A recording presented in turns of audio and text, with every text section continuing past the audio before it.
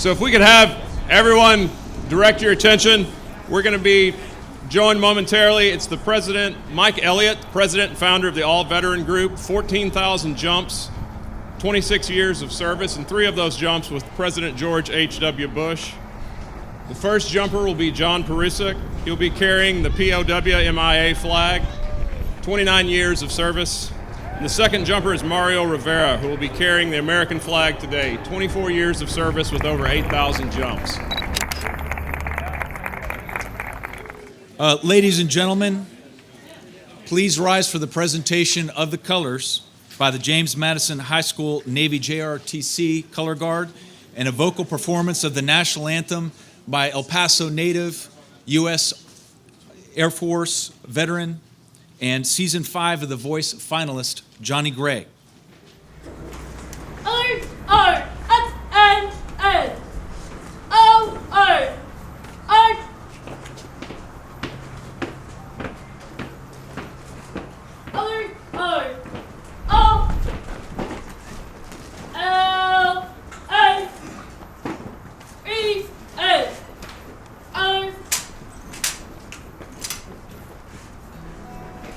Oh, say, can you see by the dawn's early light what so proudly we hailed at the twilight's last gleaming, whose broad stripes and bright stars through the perilous fight o'er the ramparts we watched were so gallantly streaming, and the rocket's red glare, the bombs bursting in air, gave proof through the night that our flag was still there.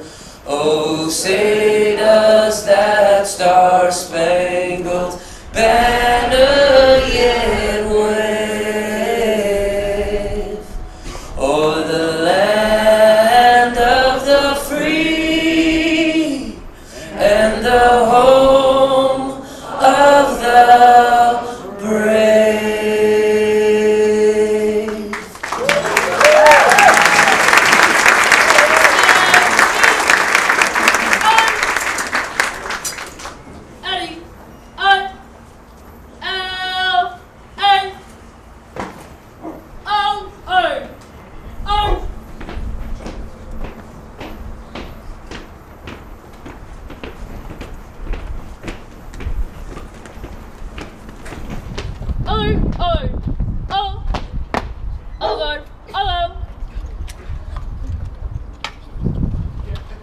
Thank you all. Please be seated.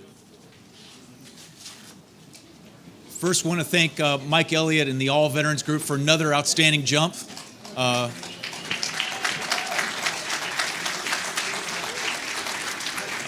Mark Havens had mentioned, he jumped my grandfather 4 times. He's not getting another Bush to jump with him.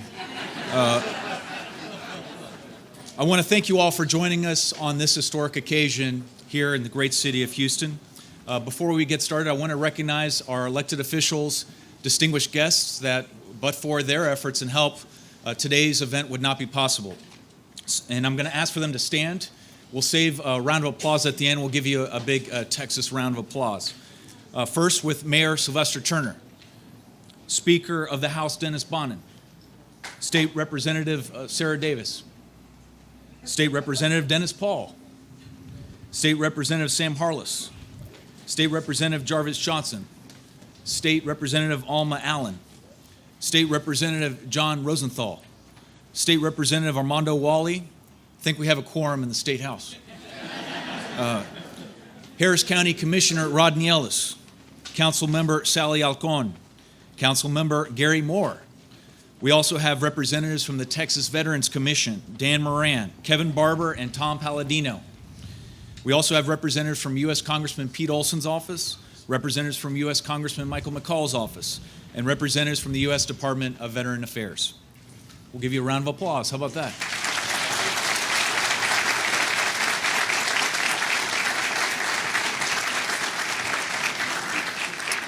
As Texas Land Commissioner, I'm honored to give a lot of speeches, but no more important than those honoring our military vets.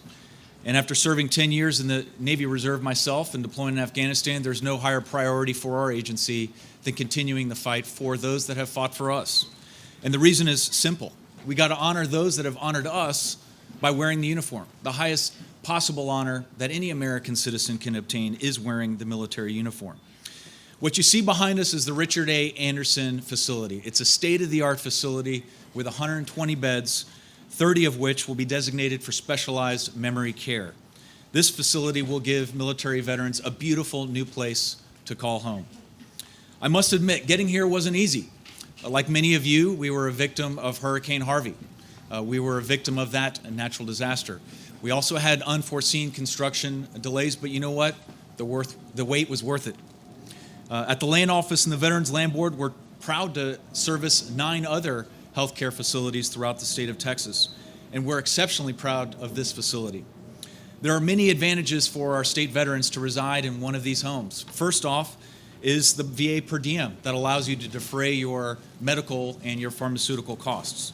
You also get specialized veteran-centered care, and of course, the ability to share your life experiences with your fellow veteran. But this facility represents more than just a shiny new building. This represents a new beginning for many of our Houston area military vets. And that includes therapy for post-traumatic stress.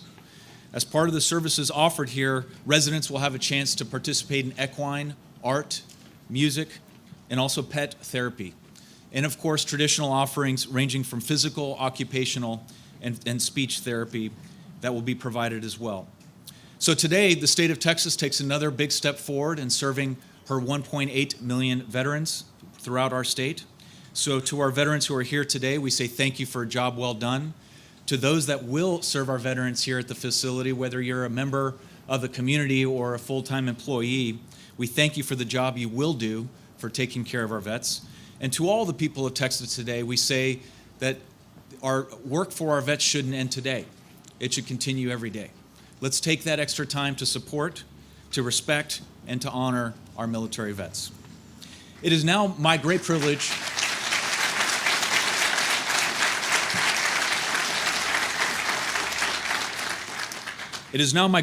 to introduce a man that I'm proud to call a friend, the walking embodiment of the Texas spirit, United States Navy SEAL, and lone survivor, Marcus Luttrell.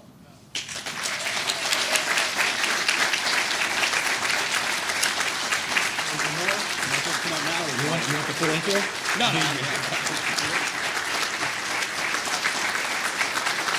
Why don't you come on in?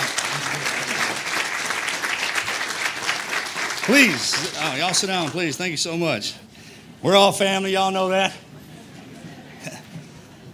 I so enjoy when I get to stand up here and talk to y'all, especially our ladies. Thank y'all so much. Y'all are so wonderful, man. Well, it's just been a pleasure growing up around y'all. To the generals and admirals and the elders in here, thank you for your service. The respect that we owe you, can't even put it into words. For the guys my generation, good job. We towed the line. You younglings, shut your mouth, open your ears. You got a problem with what we say, we can talk about it over there later. But I guess the best way I'll do this is to describe what a veteran is in my word and kind of my head, right? Most of y'all already figured out I was one of them slow learners. I was a runt when I was born, so they kept me with my mama. You know, I come from a matriarchal family. Women run the show. One time you ever saw the old man who came in just to beat you back in the check. And I got kids now. And I can't even put into words the life you guys gave me, what you showed me and what you taught me. I can't even believe it. Well, I didn't know how much I didn't know until I had kids. Because when you got to explain something to them, it's tough. And the words you have to use sometimes at a certain age, you say something to them, they don't understand it. Same way and I reference the Bible a lot. When you're one of them slow learners, that's the rule book. And when I'm going through this, I'm trying to offend anybody. You got to know I got the utmost respect for everybody. I just describe stuff in a certain way. My son asked me what a SEAL was. And I kind of sat there for a little bit, so I started to explain it to him about the way it was explained to me, especially with the Army and the Marine Corps and the Air Force. So back in the day when when we were forming this thing. And when you put "In God We Trust" on something, that's a big deal. Like that you just can't put that up there.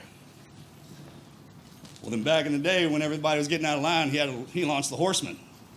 From the first GW, a white horse, right? And all the way to Jefferson, all the way through.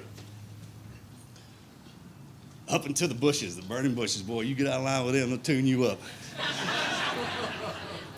Right after the Horsemen are launched, then you got the SEALs. 7 SEAL teams, actually.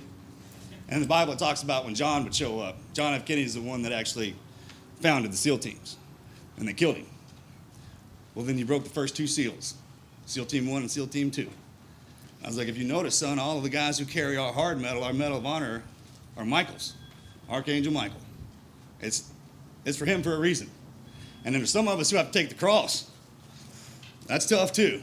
You get the medal, that means you went all the way through it and came out. Take the cross, it means you got beat down, y'all had to come get it.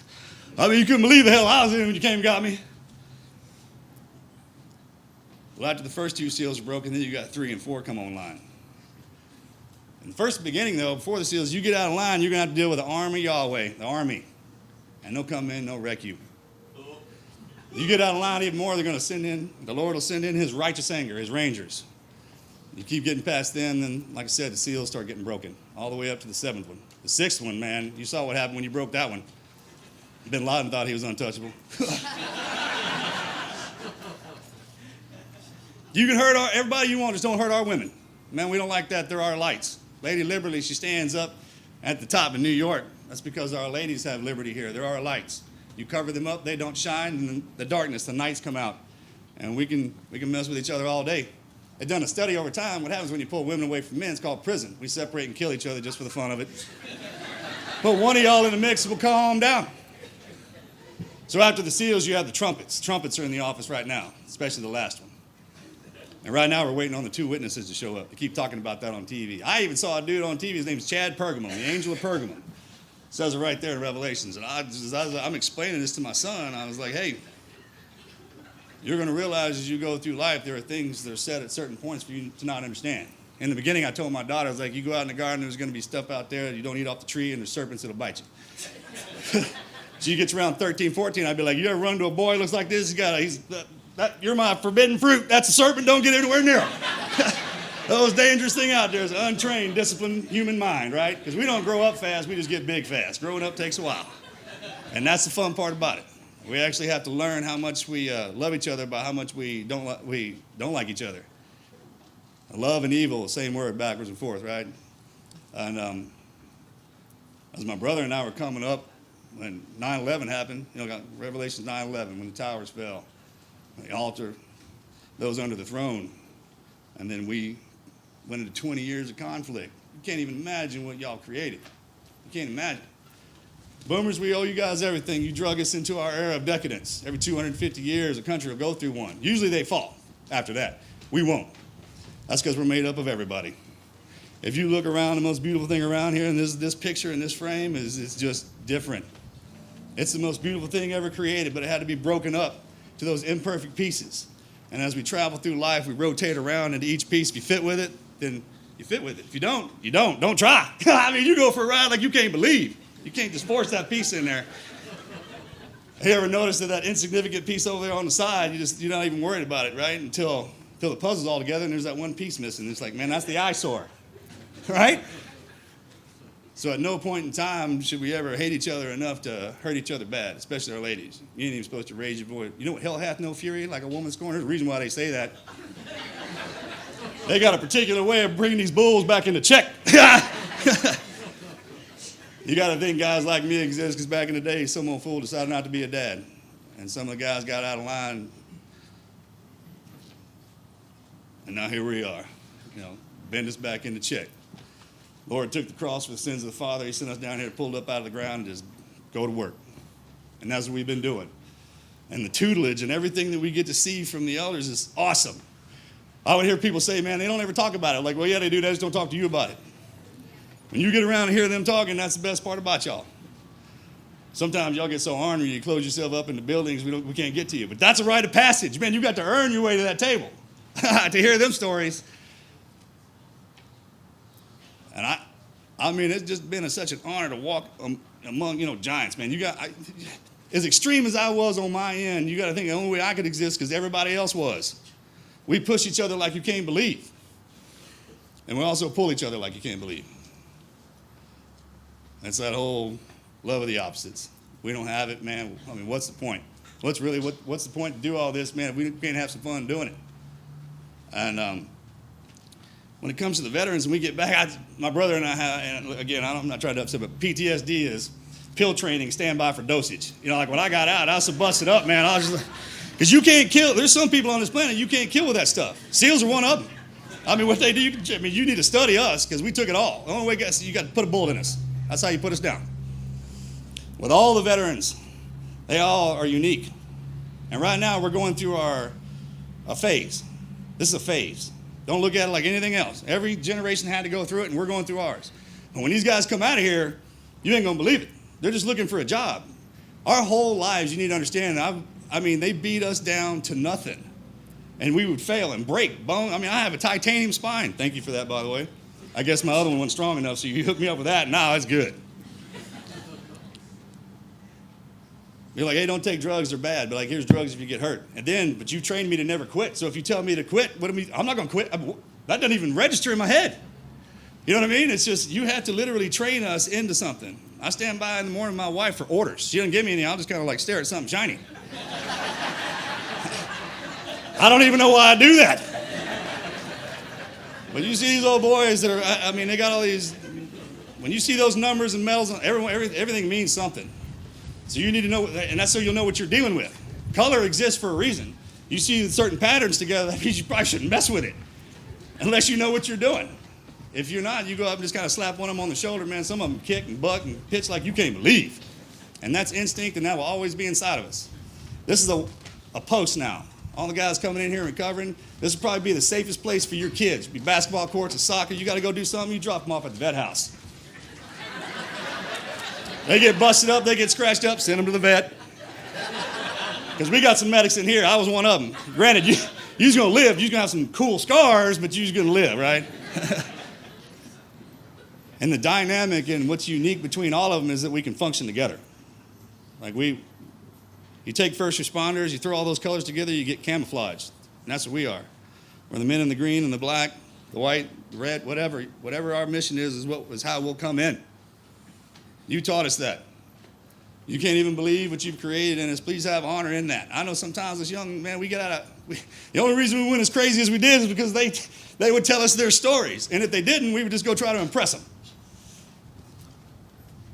And I think sometimes we can get a little bit out of our own hands, right? And that's okay. I mean, that's how you learn. You can tell them, hey, don't go do that. And you'll be like, okay. But then there'll always be that one who wants to go do it. And that's how it works. Life's like a roller coaster, right? Some people love that up that hill. Some love that drop. Man, a lot of people love that low point and then the back around. And it'll always feed itself. If you don't let the people who love each individual piece of that enjoy it, well, then they're going to get upset. I mean, everybody in here is unique to yourselves. There is nobody that's the same. The minute you try to cram all this, that's not how it works. You need to understand what's wonderful about them. I mean, we got songbird. I mean, everything that's beautiful about this place sitting in this room, including the dogs of war, the Marines. I mean, you got too bad, man, to send in the dogs of war. Them dudes just crazy as hell. The Marines, man, God, dog. Who do you think comes and saves us? Man, I've been in some spots. I was like, call the Marines. Oh, man. Don't ever tell anybody I said that, but it's true, man. When they show up, I was like, oh, thank you, God, for them. Because we have them. We have them here. I mean, they sit at the table when nobody, you don't even want to look at them, really. That's okay. I mean, that's part of it. That's the respect. You don't pay us money. You give us the respect. You don't have no respect, you need a lot of money. Because that's all that buys. And that can be burned up. But this can't be destroyed because of the pass down. I mean, each one of these guys with that look in their eye. The elders are great because they can shift it back and forth. It's kind of like a woman's gift. You be standing there happy one second, and then the look comes out. I didn't know what that was till I got late. I was like, I think the earth just stopped spinning. What happened? But the most important thing when it comes to these guys, man, is I don't ever feel sorry for them. You can't do that. Because, you're the ones that put us in that. And that's where that comes from. we'll be okay. And if one of us goes down, we got them. And the love that you guys show us, it's amazing. And the fact that you're building stuff like this, it will reciprocate. The peace officers keep the peace with the peaceful people. Once these guys get back online, start walking around just to walk around. I mean, some of them on the street, cool. Give them a place to eat, place to wash, and then put them back on the street. Tell me, watch that corner for me. Let me know what happens. Some guys are like that. They're in the field. They're recon guys. It's like what they're made of. There's one right over there. They can't help it. I mean, they'll just bark out when it's their time. They're like, right here. You know what I mean? And that's trained into us. So as we're going through this phase and we're coming back around, you guys just keep that smile. Ladies, you shine like you do. And men, the officers, they get out a check, put them back in it. Our fathers need to do that for us. And y'all, you know who you are, the Grays. If you don't tell them, no one will. As soon as y'all tell them, then that's when the young ones come in. We keep each other in check. It feeds itself, man. We love each other like you can't believe, and it's just been a blessing. So thank you guys for having me out. God bless y'all.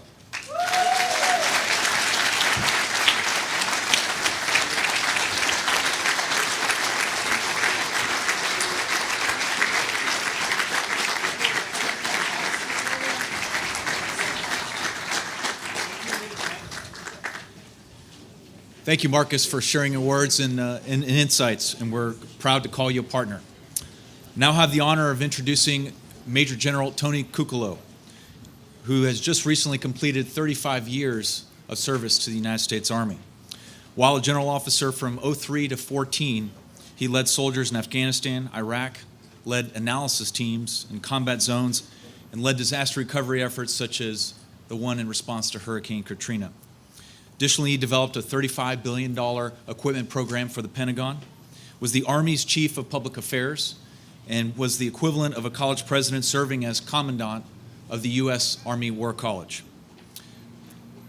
What I like about his background is that for 3 times between 96 to 2010, he's been in arguably the most difficult areas of the world. In Bosnia, he encouraged Muslim, Serbs, and Croat leaders to reach agreements on a range of issues. In Afghanistan, he led tripartite efforts among the U.S., Afghan, and Pakistani military leadership. And recently in Iraq, as commander of U.S. forces north of Baghdad, he successfully placed a grassroots effort to bring the peace between Iraqi Arabs and Kurds along long disputed, held ethnic divides that still exist to this day between Syria and Iran. Please join me in giving a Texas welcome to Major General Tony Cucolo.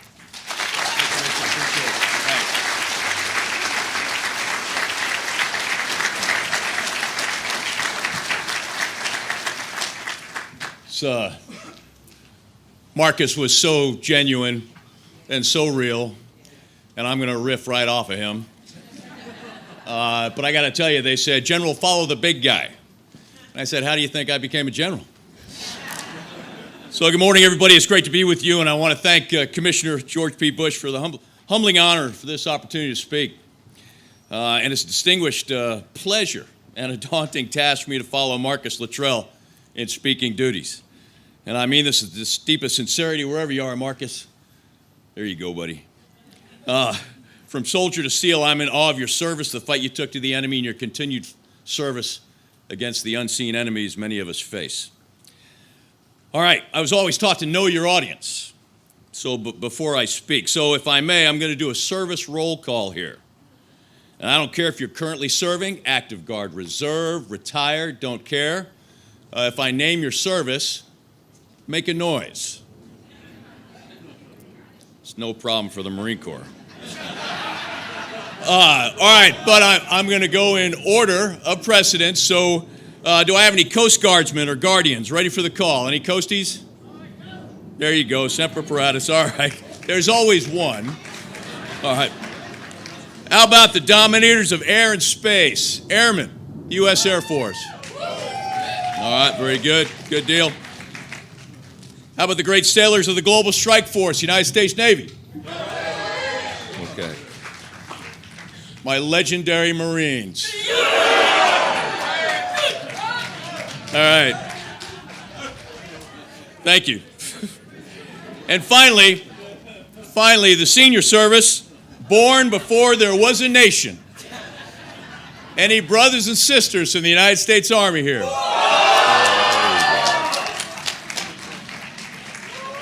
Outstanding. I got to tell you, it's fantastic to be among the profession of arms. And one of the reasons I love to be among a group of veterans is you will not find a more grateful group of people than they are. Just a quick aside here. We veterans have a supreme sense of gratitude for little things, simple things, like good weather, hot food, electricity, air conditioning, reliable indoor plumbing. And since, easy now, and since 9/11, ice, cubed, crushed, blocked, I don't care, it's gold. We are thankful for ice. But I digress. Here's my point. Veterans are shaken awake by being thrust overseas and immersed among the less fortunate, living and operating in failed or failing states, seeing firsthand the worst of humanity, and sometimes the best. And that makes us so grateful for the big things, the things we might have taken for granted in our lives before the service. Things like self-determination, freedom of choice, freedom of religion, freedom of speech, a representative government, and the ability to pursue a dream. And my goodness, we were so grateful to know waiting for us back in the States was that opportunity, the opportunity to pursue our own dream, and hopefully a grateful citizenry and state government like we have here. I've got two messages for you today. First, from my role as the senior spokesman for all veterans here today, I'd like to describe for you what public efforts like this home and the Veterans Land Board program means to a veteran. And second, I'd like to describe for you how important events like this one, I mean, yes, just this ceremony, and the opening of a new 120-room home in a little corner, Texas, how important those things are for our national survival. Those are my two messages. And the last one is something folks do not contemplate very often. Okay, what this means to a veteran. A few years back, I had the honor of addressing a wonderful group of American citizens in Scranton, Pennsylvania on Armed Forces Day. About 400 of them. There's a sizable number of veterans from every conflict from World War II forward. I got there early, so I walked around the dining hall saying hello to folks, getting a feel for the place. I found one round table of 10 men chatting together. I'm linking this to Marcus's speech. Ages ranging from 60 years old to 99. All wore the accoutrements of service, partial uniforms, medals, Veteran Service Organization's caps. They were a lively group, so I pulled up a chair, sat down and started asking questions. Who'd you serve with, sir? Where'd you serve? Remember the names of any campaigns? And their responses left me awestruck. 16th Infantry Regiment, Dog Red, Omaha Beach, second wave, said the 99-year-old. Another gentleman, 1st Marine Division, Guadalcanal. Two naval aviators got into a good-natured argument as they told me their stories. Well, Bob here, one said, he had it easy flying off the carrier. I had it rough at Henderson Field. To which Bob replied, yeah, well, Henderson didn't move when you tried to land on it. And then a veteran of the Pusan Perimeter fighting Korea identified himself. The Pusan Perimeter. I mean, our backs were against the sea. The two quietest guys at the table were the Vietnam vets. They humbly said, we were in that later war. And when I pressed them for their stories, I found out they had gut-engraving experiences in places like the Central Highlands, Cambodia, and one guy inside a tunnel complex at a place called Cu Chi. I was amazed. There I was, sitting among American military history in a little parish hall in Scranton, Pennsylvania. If I included myself, we had 4 generations of veterans sitting together at the same table, feeling a common bond. No blood relations, but family still. Kindred spirits, comforted by being with others who understand the way we feel. I mention this because it became clear to me that one of the strongest feelings at that table was the desire to keep alive the memories and sacrifices of their buddies who they left on distant battlefields and ensure that what they all did mattered somehow to somebody. 4 descending generations of warriors who knew the power and importance of a simple act of remembrance. The veterans sitting among us today have a lot in common with my table mates back in Scranton. Perhaps out there in our audience tonight, there's a last memory of a buddy as his stretcher is being pushed onto a medevac helicopter, yelling to them that last message of soldierly love. Or the memory of that flag-draped transfer case moving up the ramp and being secured to the deck of a C-17 for transport back to Dover in the States. Remembrances keep the memories of the fallen alive. We veterans of today want to remember. The motivation is so strong. Last week, I was in Washington, D.C. I met up with a former officer of mine, and he said, "Hey, sir, I went and visited Ryan today." And I knew full well what he meant. He made a special trip to Section 60 at Arlington Cemetery, where the dead of the most recent conflicts are interred. And he spent a moment in front of that familiar name on a grave marker and talked to and visited with his friend, our former teammate. Every day, we veterans carry with us the memory of the wounded and the dead. We also carry hope. Hope that those dead and those wounded did not make such a great sacrifice in vain. And we wonder, as we scan our society, did my service matter? Did my sacrifice matter? Did anyone care? And events like today and this home and the 8 other Texas Veteran Land Board homes across the state of Texas loudly answer that question with a resounding yes. And we are so grateful for that.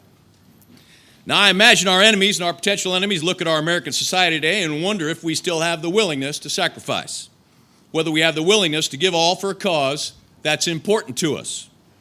I, for one, am convinced that we still have it, because of what I've seen in my 35 years of service that only ended a few short years ago. And ladies and gentlemen, also because of all of you who set aside time for events like this today, and the way you give yourself to organizations like this. 8 years ago at this time, I was in the middle of a tour in Iraq. I had the honor of commanding a division of soldiers there, about 22,000 soldiers at the time, and I lost soldiers, killed and wounded. As I'm sure you know, we have incredibly outstanding medical personnel, and when there are casualties, they are taken to a field hospital. There, they are either stabilized and prepared for further transport out of the combat zone to fixed, secure, and even more capable medical facilities, or should life-saving measures fail, the soldiers' remains are carefully but expeditiously prepared for transport back to the States. Now, I'm not sure many folks realize it, but if the conditions support it, when a soldier is lost, just prior to the final transport of the remains, the chain of command has a brief, quiet moment of their own to bid their soldier farewell at the field hospital I speak of. The docs and the chaplain come out of the prep area and say to me, "You may go in now, sir." And then the officer and NCO leadership are allowed to spend a quiet moment with the fallen. If they were on the scene at this base where my main field hospital was, I always let my brigade or battalion commanders go in first. As they came out after their brief moment with the fallen, we would exchange silent glances at each other as we passed in the darkness. The majority of my losses occurred at night for some reason. The look we exchanged usually was a strained combination of bitter sadness and grim resolve. And then I would go in alone to the dimly lit room and stand next to the body of my, didn't mean to open a window, stand next to the body or bodies of my soldiers, and if the prep and their injuries allowed it, I could look at their faces. Their eyes closed, peaceful looking, actually. There might be the hum of a generator outside or the blades turning on a nearby helicopter, but somehow those moments seemed awfully quiet. And while division command is an incredible honor, one of the downsides is that it's difficult to know all 22,000 of your soldiers. Of the casualties I speak of, I only knew a few of them well, but because of that bond I spoke of earlier, like family, the sense of loss I felt for each was immense. And my feelings and thoughts in one of those moments, of course, are very private, but I can describe them generally to you. Standing there next to my soldier, I felt responsibility and I felt guilt. I said a prayer for them and their families and loved ones back home, and I'll admit I also might have had a very brief moment where the dark part of my heart got the better of me, and I thought of what I wanted to do to those who caused my soldiers' death. But that was usually quickly replaced by determination, almost visceral, fierce determination for several things. That we would continue our mission and we would not let them down. That we would make him or her or them proud of us. That we would ensure their sacrifice was not in vain and they would never be forgotten. That is why most of us in uniform today who have lost soldiers can name them. Or we have little cards close by with the dates, locations, and circumstances of their loss. Or we wear a memorial bracelet. Mine reminds me every day of an incredible young sergeant who's no longer with us. It reminds me of how he died. But another reason I wear it proudly is because I'm hoping somebody will ask me, pardon me, what's that on your wrist? And I will have a brief Memorial Day moment as I get to tell Sergeant Sam Kelsey's story one more time, and Sam Kelsey's memory lives on. We veterans want people to ask questions. Hey, just who was Richard A. Tex Anderson? Why'd they name a building after him? He what? Under enemy fire and wounded, he smothered a grenade with his body to save a buddy? And Tex Anderson's memory lives on. This home tells living veterans that what they did mattered. It also tells them their fallen buddies are not forgotten. That is what opening this home means to a veteran. Now, when folks are shaking their heads in amazement at the story of Lance Corporal Anderson, we veterans would also like those same people to wonder, where do we get such Americans? And we want them to wonder if we still have them. And that brings me to my second and closing message. I cannot overstate the importance, this simple act of public remembrance, I mean the ceremony, and the display of gratitude, this home, how important that is to the future of our nation. You see, I firmly believe that each time we do something like open a Texas Veterans Home, host a Veterans Day or Memorial Day ceremony, we remind each other of the courage, valor, and sacrifice of the common man and woman who come from our communities, who answer the call to service. We make those concepts of courage, valor, and sacrifice real. We humanize them, put a face to them, and we pass on to rising generations, like Marcus told us, that they too are capable of such things, and that each generation has a responsibility to step forward, if necessary, and make a similar sacrifice if our republic is to survive. I firmly believe that recalling and being reminded of sacrifice results in iron determination. Ladies and gentlemen, it might just be my fixed opinion, but I think the veterans in this room will agree with me. There is a fighting spirit that is uniquely American. Uniquely American. No, it's discriminating, and it follows the law of war, but ladies and gentlemen, it is ruthless. It is ruthless. That fighting spirit in all of us, they're just like me. I want younger people to say, look, I'm meeting these people, they're just like me. They're just like my relatives. If they did it, could I do it? Would I do it? We're going to need that uniquely fighting American spirit, uniquely American fighting spirit, especially when we're up against a wall. Someday we'll need again the tenacity and determination exhibited by Americans on the Marne River in July 1918, at Anzio in 1944, at Outpost Harry in Korea in 1953, at Khe Sanh in 68, at a Euphrates River crossing in 2003, at a tiny combat outpost in the valley of northeastern Afghanistan in 2008. The valor and grit we recall in Navy pilots at Midway, sacrificing themselves to defeat an enemy fleet.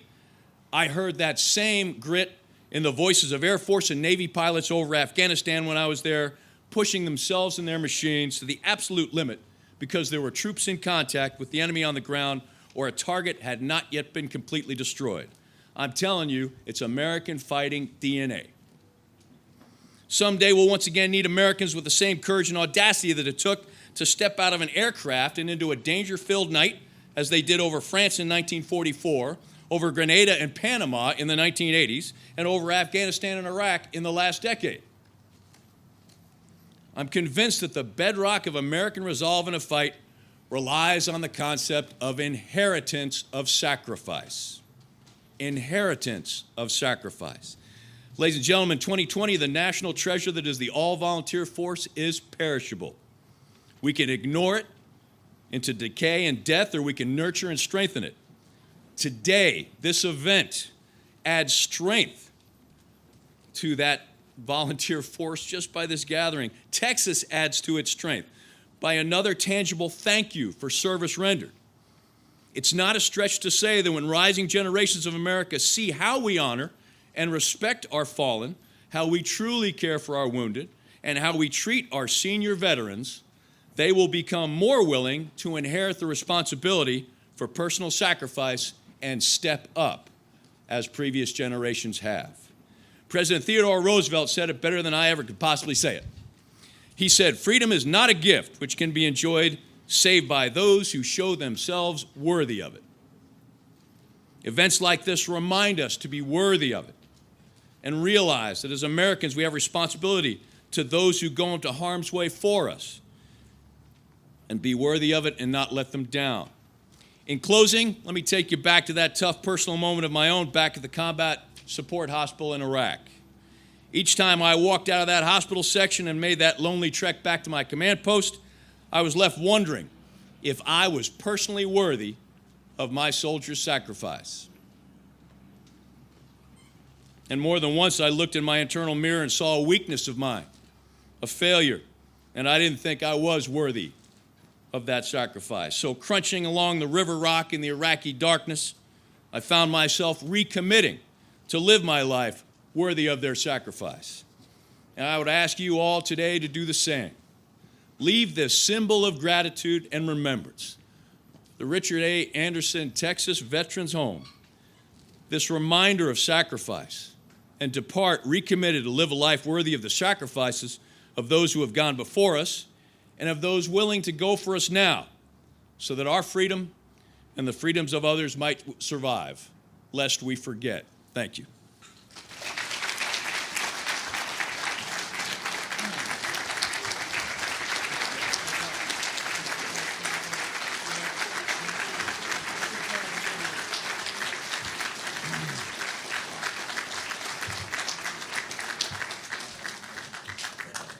Thank you, General. Not only training the future warfighter is essential for the future of our national security, but sometimes making the peace is just as important, and you reflect that in your military service, and we thank you for your presence here today. We're now joined by Mayor Sylvester Turner.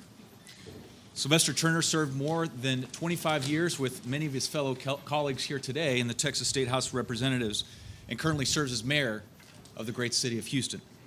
Since taking office, Mayor Turner eliminated a $160 million budget shortfall, led the city's rebound from Hurricane Harvey, championed pension reform, hosted the successful Super Bowl 51, and led the winning bid to host the World Petroleum Congress here in Houston in 2020.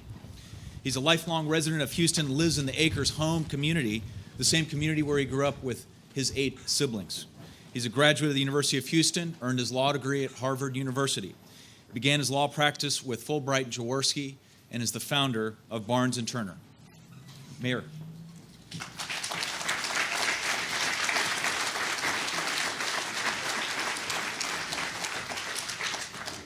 Thank you so very, very much. Thanks, Commissioner. And let me just say to Major General Cucolo, thank you for your presentation. Marcus, thank you as well. Thank you for your service, and thank you for what you continue to do. It's certainly it's good to be with many of my former colleagues and those who I didn't get an opportunity to serve with but are serving now. And I started to call them. I saw a couple of them on the front row, and now I see a lot more, so I'm not going to call any of your names individually. Let me just say it's good to see all of you all, and thank you for your service. I am the benefactor of 3 siblings who served in the military, in the service, military, 2 Army and 1 Air Force. And as I was listening to Major General Cucolo talking about being worthy of the service and the sacrifice, many of us are the benefactors of those who have served and those who continue to serve. And in spite of all of the accomplishments and achievements that we have made, this is a very, very special, special day. So good afternoon, and it's a proud moment for the city of Houston as well as the state of Texas, and a great day for all of our veterans. I'm pleased to be here with the Texas Land Commissioner and the Veterans Lands Board Chairman, George P. Bush, along with special guests for the grand opening of the Richard A. Anderson Texas State Veterans Home. Houston is home to nearly 300,000 veterans. I think we have the largest veteran population, possibly with the exception of the LA region. But I would like to say we may be second, but be a first when it comes to appreciating and respecting our veterans.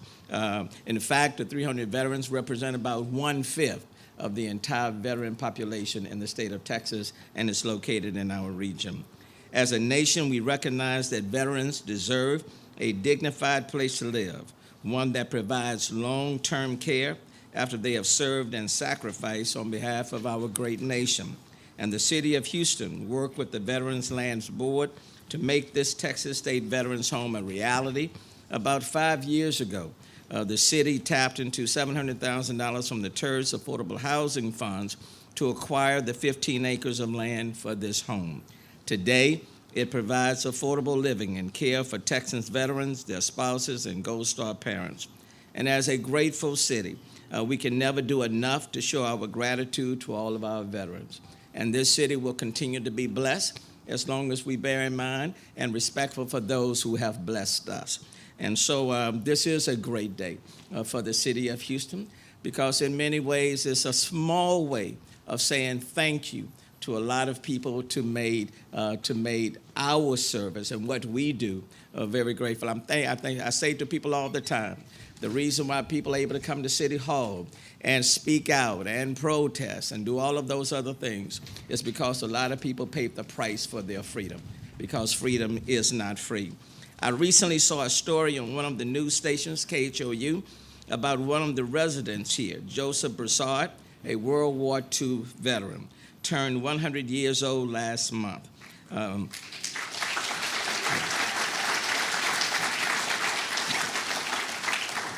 I was touched by the photo of Mr. Broussard lying in bed holding a sign, and the sign said, "I am a proud Army veteran. I turned 100 years old on January 20th, 2020, and I would like to receive 100 birthday cards." Can you imagine, after serving this country, all that he asked for was 100 birthday cards? We owe Mr. Broussard and all veterans so much more for all they have done to make our country the land of the free and the home of the brave. And even the name of this home, the Richard A. Anderson Texas State Veterans Home, is a testament of those who serve courageously. Anderson was posthumously awarded the Medal of Honor on August 24, 1969, for his selfless devotion above the call of duty by giving his life for his country. And I hope you will join me in thanking all of our veterans, those who have served and those who will serve. And let's not forget to remember those who served but did not survive. It's an honor to be here. There are many great things that we do. We can fill potholes, we can balance budgets, we can bring more businesses.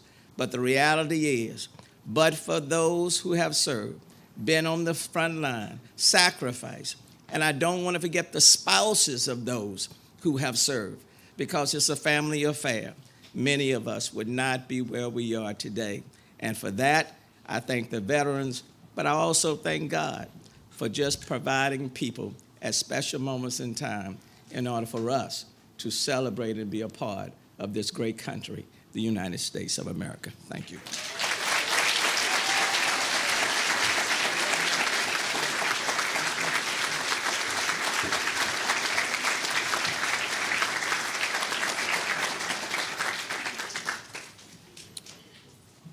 Cliff Leonard was born and raised in a small North Florida town. He attended Lyman Ward Military Academy for high school, graduated from the Georgia Military College. On his way to Vietnam, he volunteered to serve with 3rd Recon Battalion. There you go. After coming home, he worked for the Hollywood, Florida Police Department, and after a life-changing medical event, he stopped work and began the practice of teaching himself to sculpt. Approximately 12 years ago, he began sculpting figures of Marines and Navy corpsmen killed in action from Florida over the years, and members of his unit from 3rd Recon and giving them to all of their families. His little brothers, as he calls him, are on display in high schools throughout the state of Florida, the North Florida Vet Center, Calhoun County Courthouse, the State of Florida Vet Center, and even a Navy destroyer on the USS Jason Dunham DDG 169, and dozens of homes throughout the state of Texas. Please help me welcoming Cliff Leonard as he approaches the stage, as I believe he's going to display his sculpture.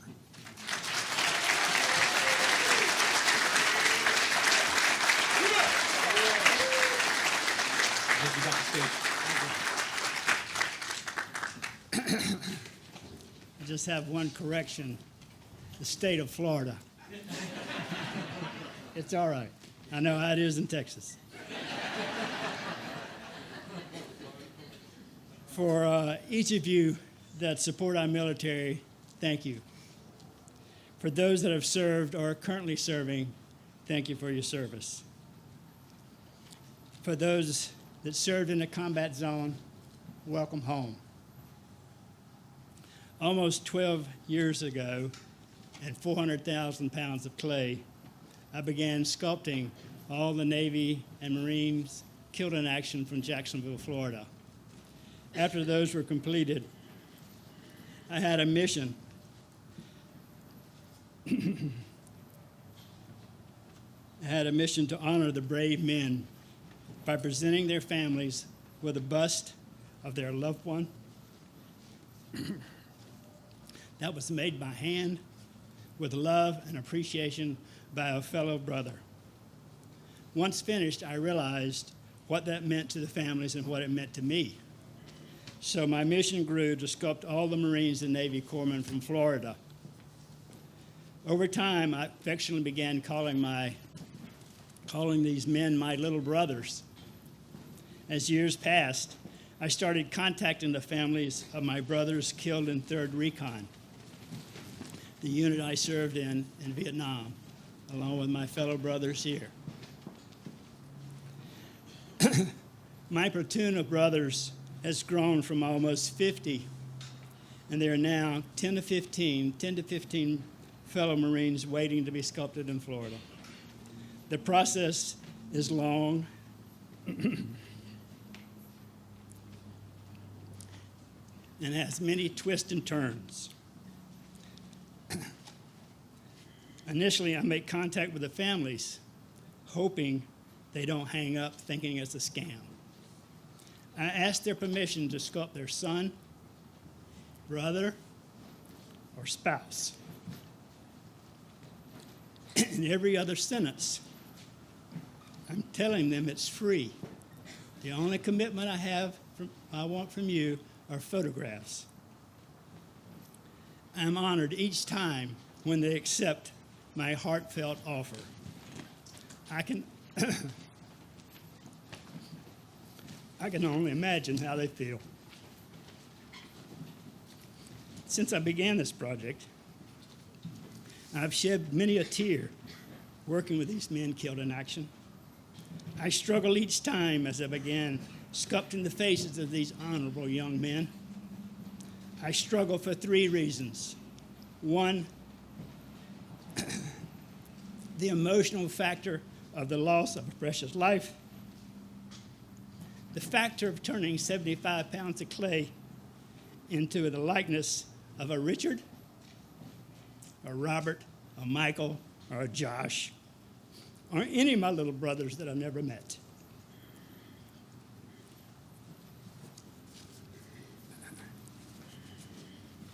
Three, the constant worry and hope that the families once unveiled will be pleased.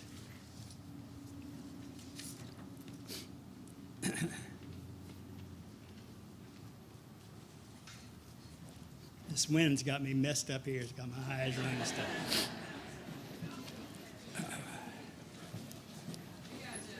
All right. Okay, doke. Here we go. To help me, my wife, Linda, and my daughter, Allison, and other sculptors in town come by to help me. It's an additional set of eyes helping me pull Richard's likeness out of the clay. The main thing that keeps me going is hearing Linda and Allison as they continue to tell me, Daddy, don't worry, they'll love it. But I still worry. It was an honor to sculpt Richard, and I'm glad Les, his brother, provided the photo. I was in Vietnam in '66, and he was there in '69. He and 3 other Marines in our very small unit were honored with the Medal of Honor. About 4 or 5 years ago, I had the privilege of sculpting a fellow recipient, PFC Robert Jenkins, and his bust rests in the state Veterans Home in Lake Florida, in which this home is named after.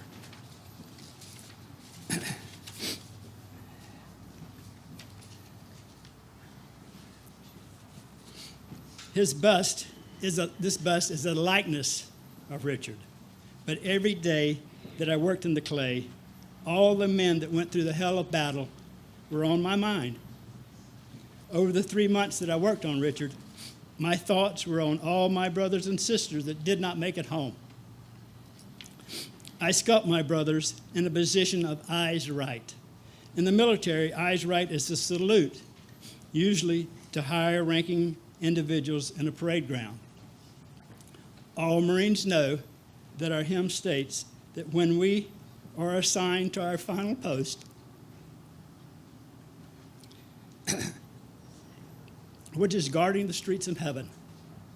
Therefore, I have Richard and all his brothers posed as he marches into heaven, passing in review, saluting St. Peter with eyes right.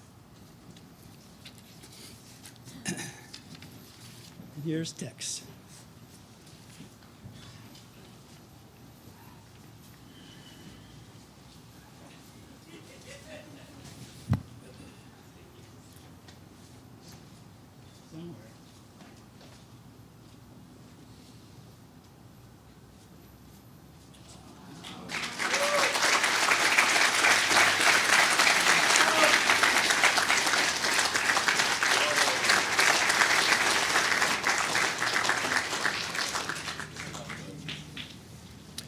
Excellent work. We also want to recognize Les and Nandy Anderson, who joined us. For those of you who may not have been aware, in August of this past summer, we had a chance to spend time with the 3rd Recon as well as relatives of the Anderson family for personal recognition of his service and of the battalion's contribution for the U.S. Involvement in Vietnam. And so with that, we wanted to bring up Steve Cutrer, who's a retired U.S. Marine Corps Master Gunnery Sergeant. He served 25 years in the Marine Corps Infantry, amassing numerous global deployments, 7 of which were into combat, including the Gulf War, Kosovo, and Iraq. Retiring from the position of Light Armored Recon Advocate at HQ Marine Corps in 2012, he joined Cameron International with the Subsea Project Management Team. In 2014, he became a global performance consultant for Schlumberger, Cameron's parent company. He's now president of the Marine Corps Coordinating Council, Southeast Texas, and is a board member of the Texas Veterans Museum, where he serves as Director of Communications. Steve.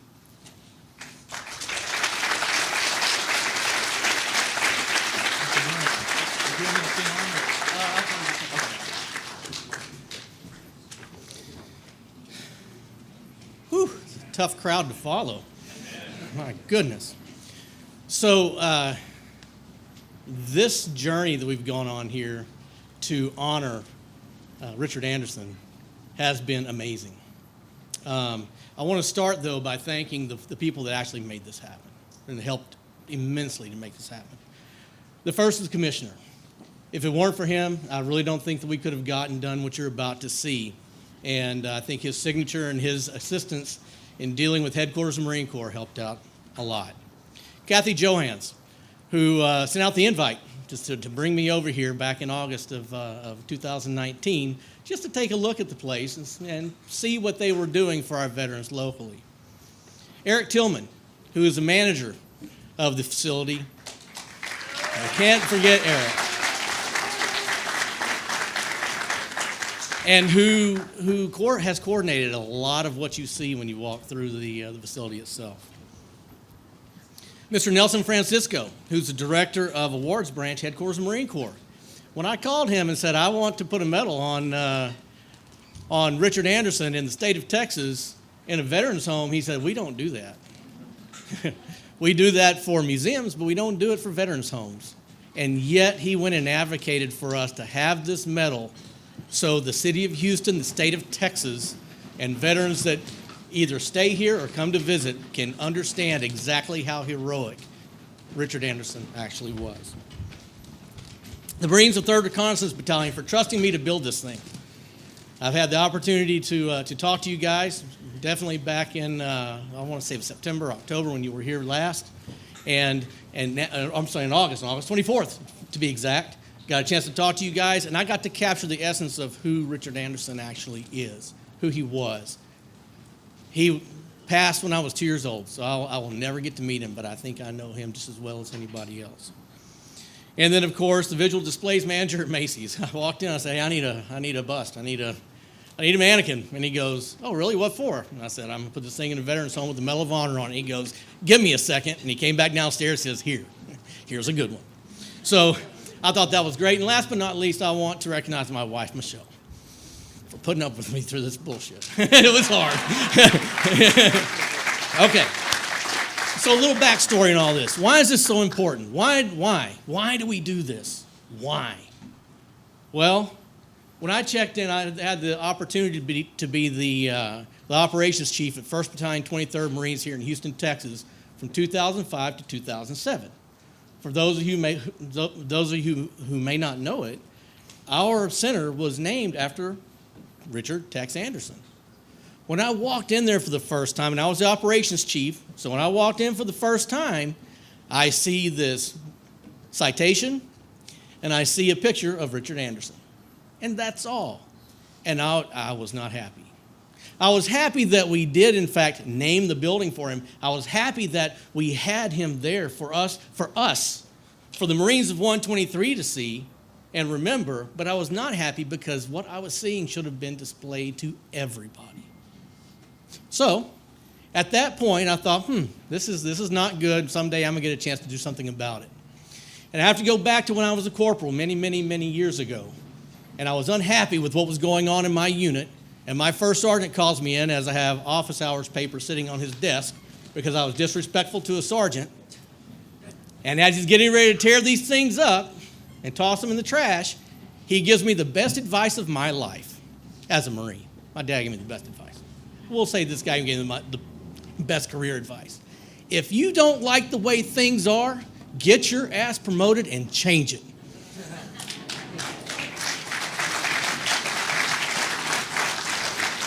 So when I arrived in the beautiful city of Houston in 2012 upon my retirement, one of my first stops was to the Marine Corps Coordinating Council of Southeast Texas. And in very short order, I became the president. Essentially, I'd promoted myself to where I could change it. And that's exactly the advice I took. So here we are. We're about to change it. We're about to make this real. Whew, had me nervous there. Thanks, Tim. Give me a heads up. But before we do that one last piece, we need to know who was Richard Anderson. And we've got descriptions. We can talk to his brother right here. We can talk to his brothers, his extended family here all day long. Richard was a hero. And you cannot dispute that at all, ever. And it's not a piece of blue cloth with the bronze star hanging off of it that tells us that. His actions tell us that. Before, as I was preparing for this, I went to Webster and I said, Webster, what do you say heroism is? So here's what Webster says. Webster says it's the qualities and characteristics of a hero as courage, bravery, fortitude, unselfishness, etc., and the display of such qualities. And that's good. But that's not him. What heroism really is, and I've watched it in action time and time again, it's a situation as it develops and the decision of human beings to take action now. That's what Richard Anderson did right then. We do our combat checks. We get ready. Helmet, check. Water, check. Ammo, check.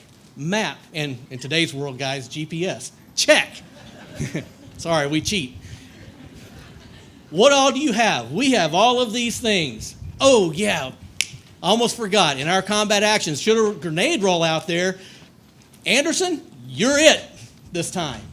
That's not how it works. That's not how it works. Selflessness happens instantly. Heroism happens in a split second.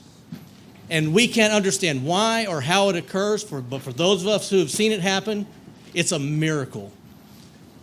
Richard Anderson was that miracle for his patrol as the assistant fire team leader, for his team as that grenade rolled out. He didn't hesitate. He rolled over, he took the blast, and people came home. And they had families, and they had careers, and they are here and probably did wonderful things for many people because of what he did. And we will never be able to ask him why. But we sure as hell can figure out the fact that he did it because he had the love for his brothers at that moment, in that place, far away from home, where no one was seeing what was going on except for the 6, 8, or 10 Marines that were around him. And now we get the chance forever to see him standing in this home over here. That's what it's all about. But we can't leave this without the most important part of what is about to happen. If you would, I would like you all to please stand as I read the citation for Richard Anderson. The President of the United States, in the name of Congress, takes pride in presenting the Medal of Honor posthumously to Lance Corporal Richard A. Anderson, United States Marine Corps, for service as set forth in the following citation.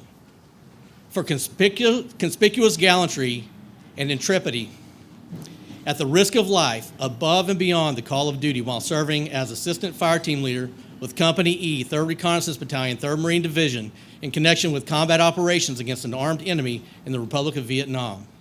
While conducting a patrol during the early morning hours of 24 August 1969, Lance Corporal Anderson's reconnaissance team came under a heavy volume of automatic weapons and machine gun fire from a numerically superior and well-concealed enemy force. Although painfully wounded in both legs and knocked to the ground, during the initial moments of the fierce firefight, Lance Corporal Anderson assumed a prone position and continued to deliver intense suppressive fire in an attempt to repulse the attackers. Moments later, he was wounded a second time by an enemy soldier who had approached to within 8 feet of the team's position. Undaunted, he continued to pour a relentless stream of fire at the assaulting unit. Even while a companion was treating his leg wounds, observing an enemy hand grenade land between himself and the other Marine, Lance Corporal Anderson immediately rolled over and covered the lethal weapon with his body, absorbing the full effects of the detonation. By his indomitable courage, inspiring initiative, and selfless devotion to duty, Lance Corporal Anderson was instrumental in saving several Marines from serious injury or possible death. His actions were in keeping with the highest traditions of the Marine Corps and the Department of the Navy. He gallantly gave his life in service of his country. That's Richard Anderson. In fact, Commissioner Eric, if you'll come up here, please. Let's see Richard Anderson. Maybe seated. Eric Tillman, would you please join us up here on stage?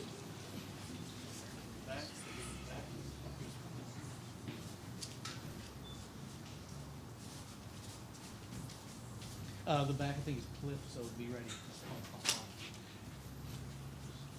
Sir, Eric.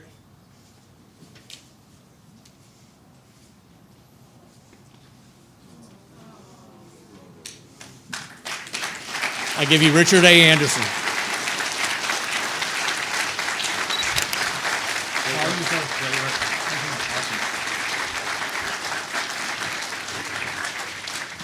Thank you all for joining us today and helping us open the 9th Texas State Veterans Home. Every day, all of us should be mindful of the service and sacrifice of so many heroes that have come before us. Because of their courage, we are safe, and because of their conviction, we are free. And it is altogether fitting and appropriate that we take the time to dedicate to our appreciation for their service.